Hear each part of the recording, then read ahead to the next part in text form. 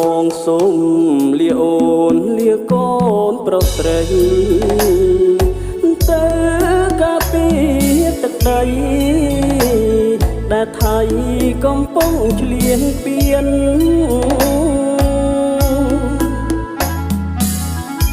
ធ្វើម្ដេចបបងគឺជាទានដេញចោលឆ្លៀនពៀនដែលចង់បានរបស់ខ្មែរប្រាសាទតាមននិងតាក្របី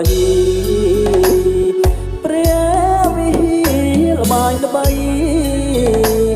ដែលថៃចង់បានហោហាយសៀងចង់គ្រប់គ្រងទៅមិនរួចទេព្រោះតែកងទ័ពខ្មែរនៅតែខ្លាំងក្លាជានិច្ច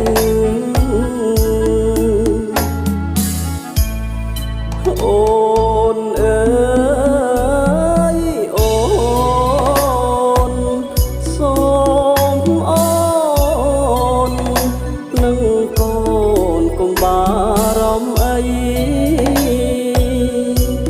ធ្វើម្ដេចបងគឺជាទានការពារទឹកដីកុំចាត់ចោលថៃមិនអោយយកចូលជ័យបានឧត្តរមានជ័យទឹកដីខេមរាអូខ្ញុំសូមបដិញ្ញាថានឹងការពារឲ្យបានកងទ័ពខ្មែរខ្លាំងទ័ពខ្មែរក្លាហាននឹងការពារឲ្យបានដើម្បីសុខសន្តិភាព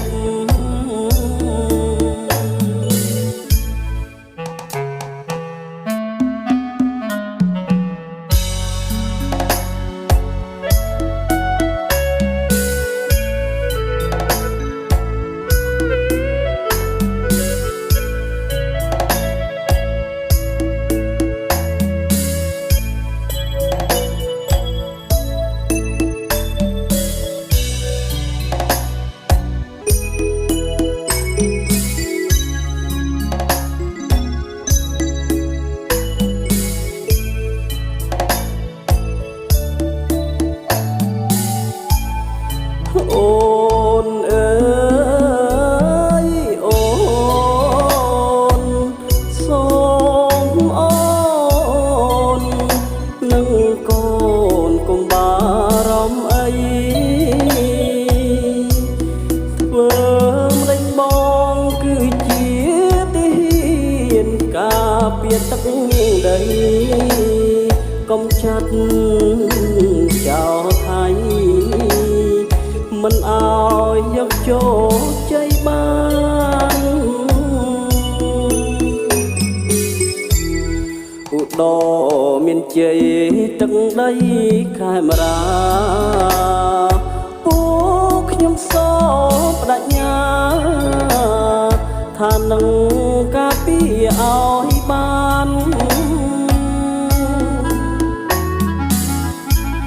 កងទ័ពខ្មែរខ្លាំង